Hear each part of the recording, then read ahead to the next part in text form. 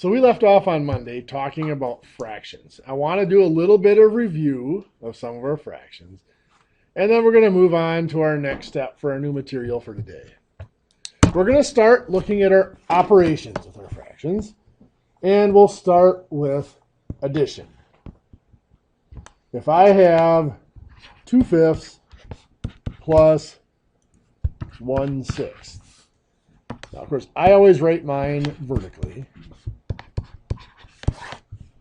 because that's how I think, for addition at least. What do I need to do? Common denominator.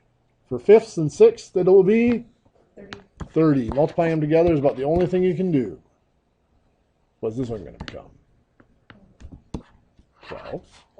5 times 6 is 30. 2 times 6 is 12. How about this one? 5. Good. 6 times 5, so 1 times 5 makes 5. Now that they have the common denominator, they have the same name, we're going to keep the same name, 30. And we're going to combine the counts. 12 plus 5 is 17. We get 17 thirtieths. We can have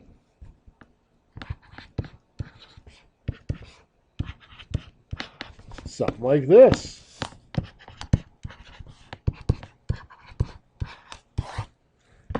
Common denominator will be, 8 times 6 would be 48, but we can find a smaller one. What would it be? 24. Very good. We can always just multiply them together and use that. The 48 would work. We just have to do some reducing when we were done. What's this going to become up here? 15. And how about up here? Careful. 20. 6 times 4, so 5 times 4. So now we go ahead and we're going to add. We have the same name, the 24, so we keep the 24. And we will add the counts. 15 plus 20 is 35. What is wrong with our answer right now? It's an improper fraction.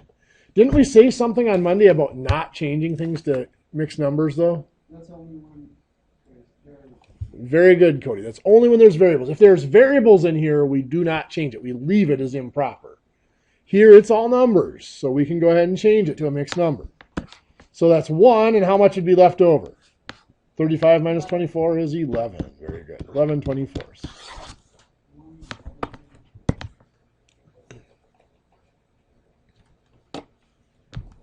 When we were subtracting.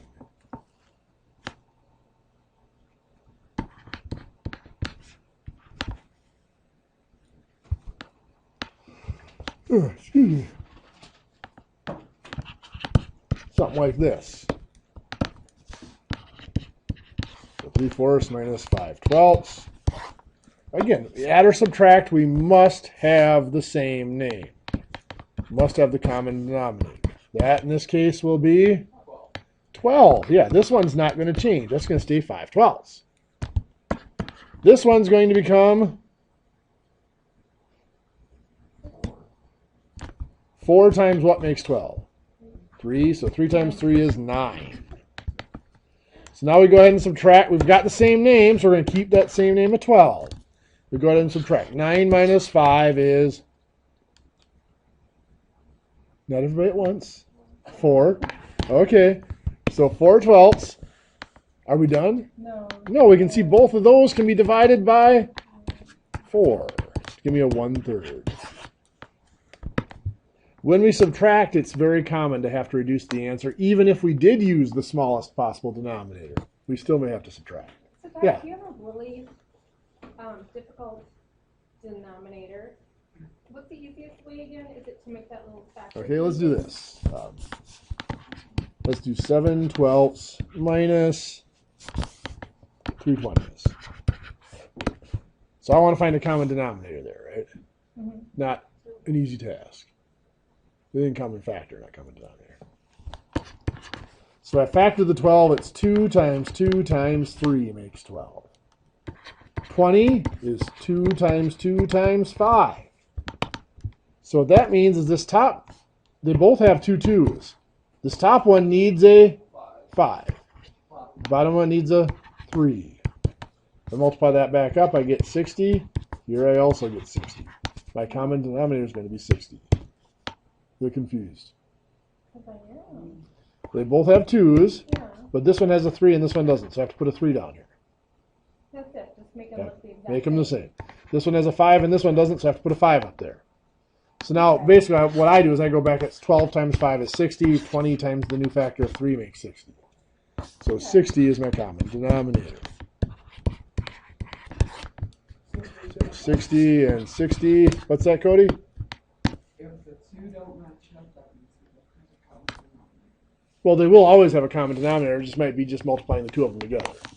There's nothing that matches up.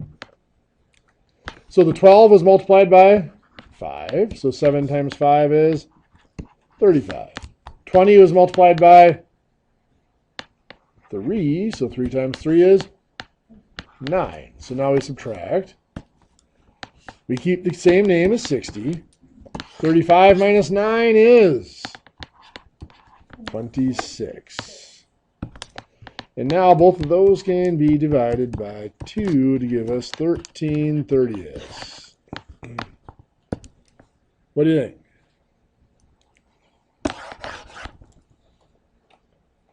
Better than sharp stick in the eye? Actually, it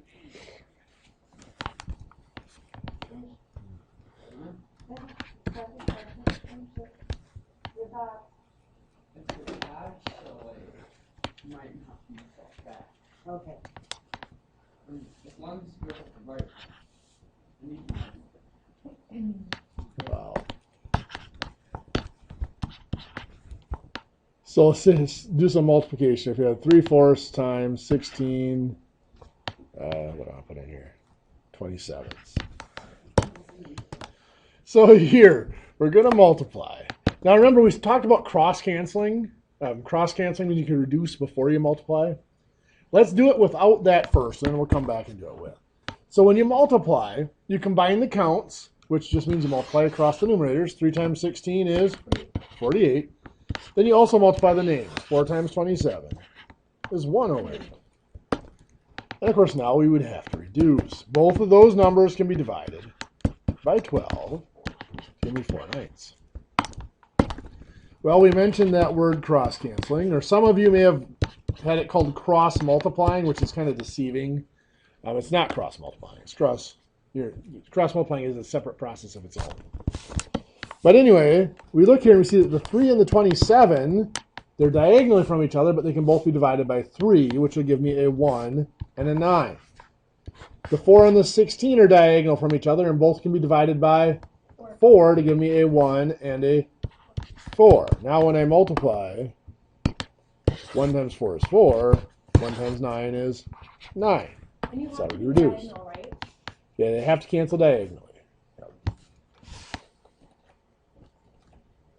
So we might have 7/8 times 4/21. Tell me what to do. Well, 7 and 21. 7 and 21 can be reduced to 1 and 3. And 4 and 3. Can be And then 2, okay. 3 was it? 1 times 1 is 1. 2 times 3 is 6. We were close. I know. I was, yeah, I added the 1 and yeah. And it looks too easy. I know, right? Stupid mistake. When you think All the time, it's so easy, you do it. right? I know. Slow down. I keep telling you. How do we do this? I had a monster. I flipped the reciprocal instead of some 3/8 times 5/2. Perfect. When we deal with fractions, we saw on Monday there is a process to divide fractions. But we've been taught a shortcut that's a little bit simpler. Rather than dividing fractions, we multiply by the reciprocal. So here, we're dividing by 2/5. That becomes times 5/2. Now, there's nothing that'll cross-cancel here, so we're just going to go ahead and multiply straight across. 3 times 5 is 15, and 8 times 2 is 16. And we're done. Nothing to reduce. That's it. I get confused. Is reciprocal, is that just what you call it after it's flipped? The reciprocal is, the reciprocals actually come in pairs. So it's 2/5 and 5/2 are reciprocals. right. They're reciprocals of each other. So they come in pairs.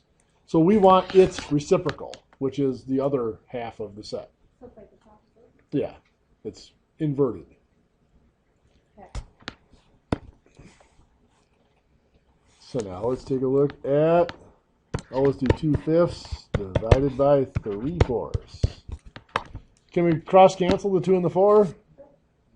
Oh, No, why not? Yeah, it has to be multiplication. Right now it is divide. To turn it into multiplication, it'll become 4/3. And 2 times 4 is 8. 3 times 5 is 15. So 8/15. Well, since we're on a roll, let's do this one. Yep. I gotta plug in, apparently. Let's do this one on. Give you guys a shot at it.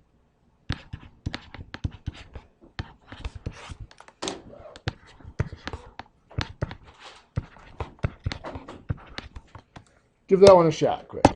So, the way we looked at these is we separate out the numbers. Let's do the 8/20.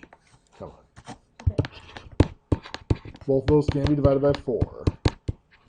Give us 2/5. So we know that whatever we get over here, the numerical part is 2/5. Now the variables, we'll look at each variable separately, and there's 2 questions we have to ask. Does it go on top or bottom? The x is going to go on bottom because the bigger power is on bottom. What power is it going to have? Just 1, or just no power, because 3 minus 2 is 1. So x to the 1, or just x. Y, top or bottom? On top, because the bigger power is on top, and it'll have a power of 2. 5 minus 3 is 2. Good. That's frustrating because I think when we do the quizzes or whatever, that it wants us to put the 1 on No, it there. doesn't. It doesn't? No. So maybe that's why it's frustrating. Okay. Let's see here. Let's do...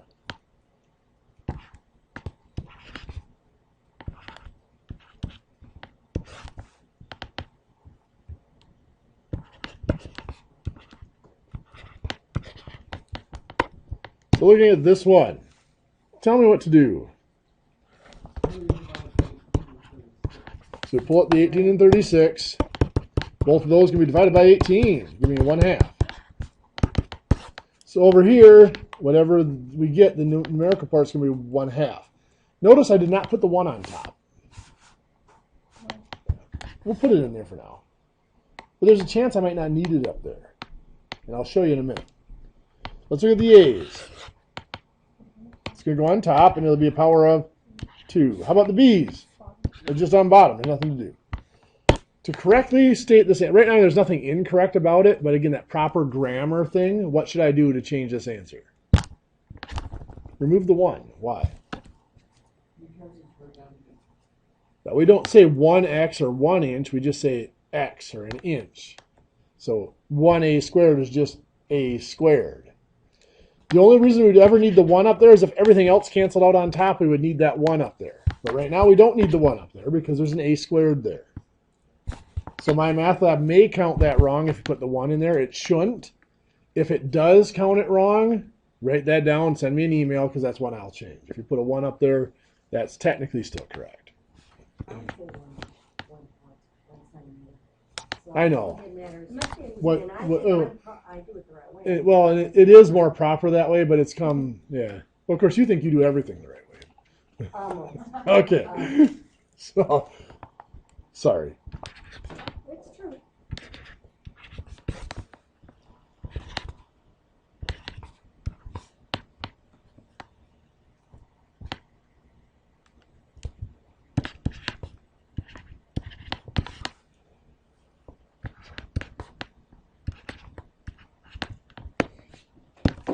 So let's multiply these.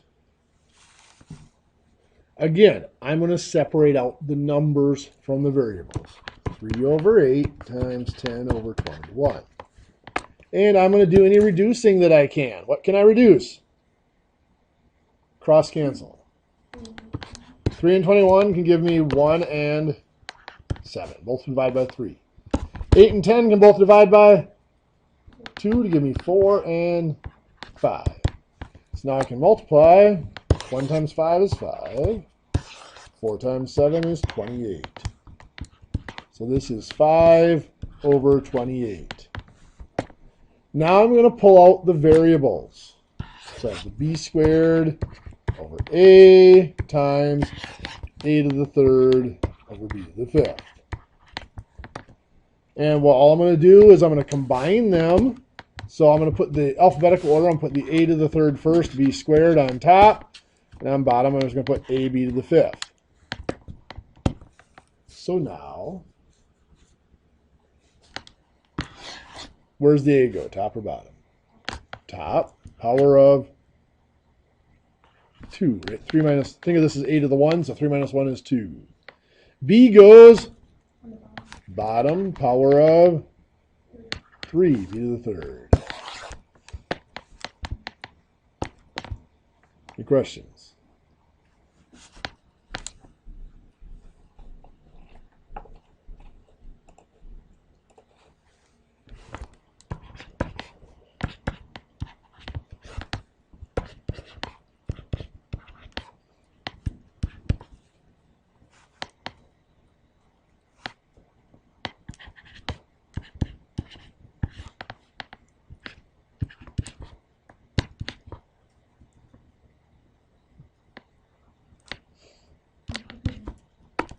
So now what?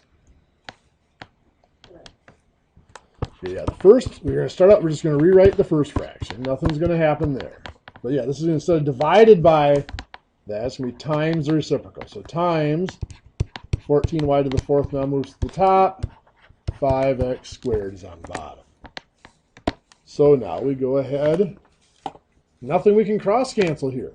Looked really promising up here, didn't it? Why can't we do the 10 and the 14? Oh, we can do the 10 and 14. Yes, sorry. Looked really promising up here, though. You had the 7 and 14, the 5 and the 10. Looked like they were really going to reduce it down.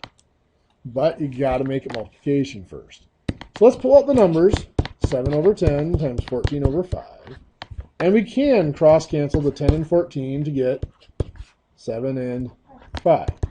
So now on top, 7 times 7, 49. Bottom, 5 times 5, 25. So is that 1 and 24 25ths? Say no.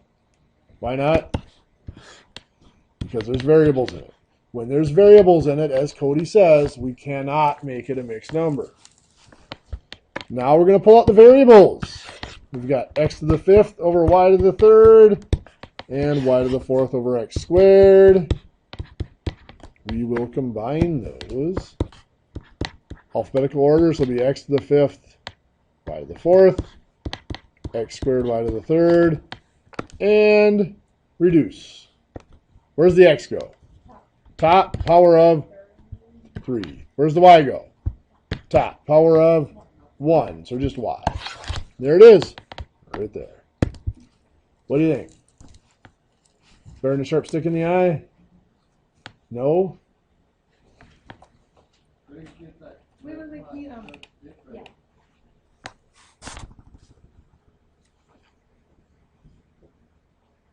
What's it called again when you break it down into 1 and whatever over? And That's a mixed number. Yeah. Okay. Yep.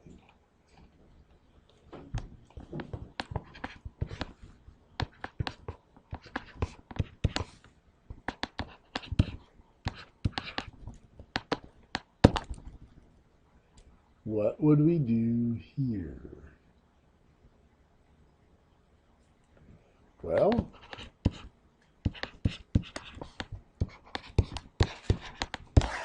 we're adding.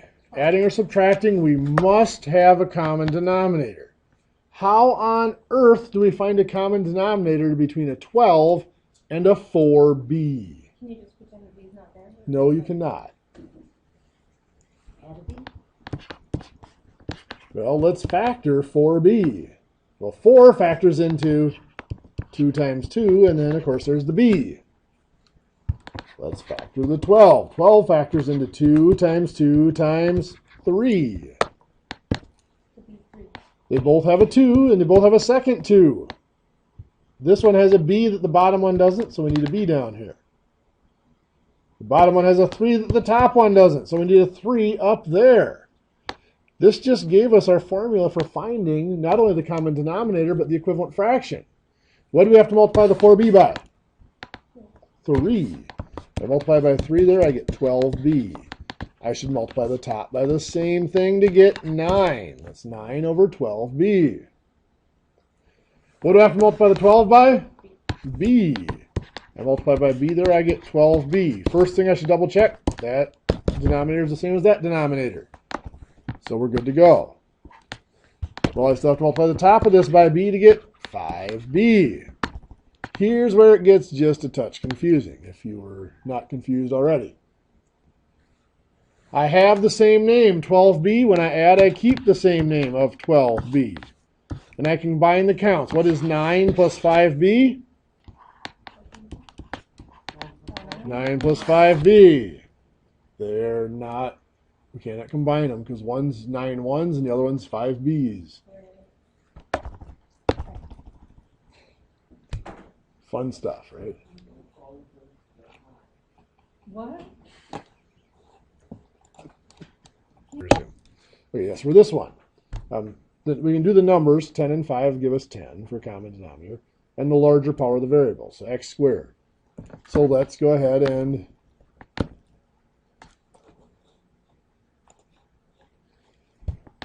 convert this. So you got 3m over 10x and 3 over 5x squared. Common denominator we just said is going to be 10x squared. Okay, well, we can do some factoring. 10x would factor into 2 times 5 times x. 5x squared, well, it's just 5. And x squared is x times x. So they both have a 5. This one has a 2 that this one doesn't. So we're going to multiply the bottom by 2. They both have an x, but this one has a second x that the top one doesn't. So the top one has to be multiplied by x. So this is telling us that the 10x has to be multiplied by another x. That gives us 10x squared. So multiply the top by x. 3m times x is 3mx. This is telling us the 5x squared had to be multiplied by 2. So 5x squared times 2 gives us 10x squared. Multiplying the top, 3 times 2 is 6. So now we add, we keep the common denominator, 10x squared, and we combine the counts. 3mx plus 6 is 3mx plus 6. So it's just going to stay just like that right there.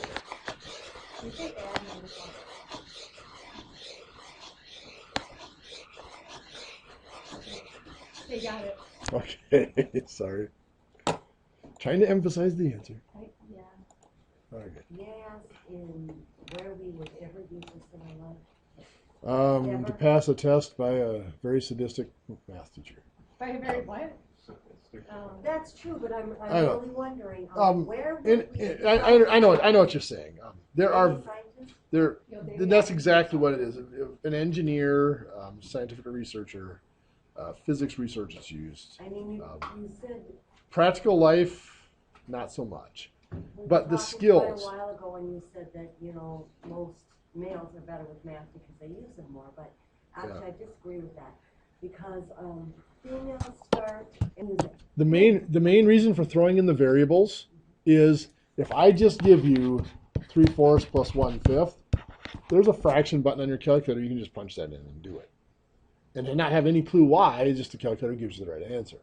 Well, but we're But- here to learn. Yeah. If you want to. But I can force you to do the steps for doing the fractions by throwing in.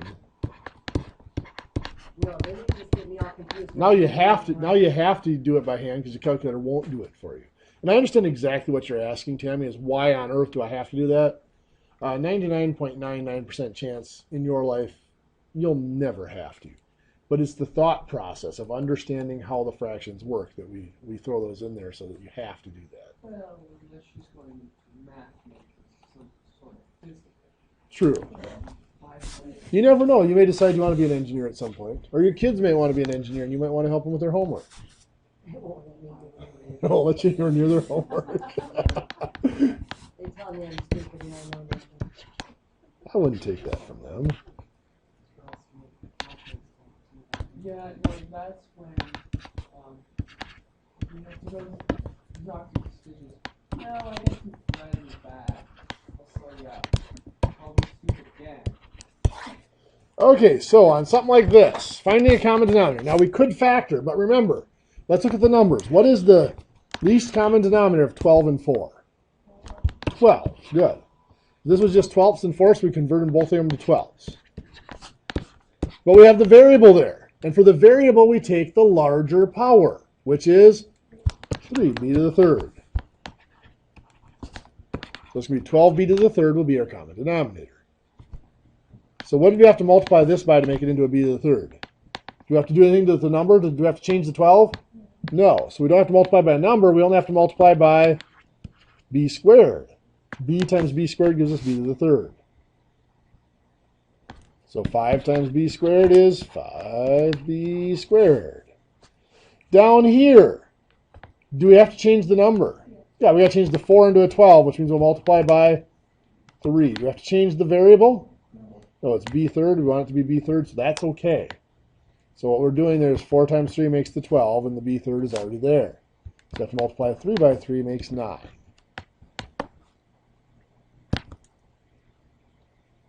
Again, you could have done 12b factors into 2 times 2 times 3 times b. 4b to the third factors into 2 times 2 times b times b times b. And you have, each of them has 2 2's and 1 b. This one has a 3 that the bottom one needs. Notice we multiplied by 3 down there. This one has 2 b's or a b squared that the top one needs. That's why we multiplied by b squared there. I'm just skipping some steps trying to show you the faster ways to do it. Once we get to this point, of course, we have our common denominator of 12b to the third. What's 5b squared minus 9? 5b squared.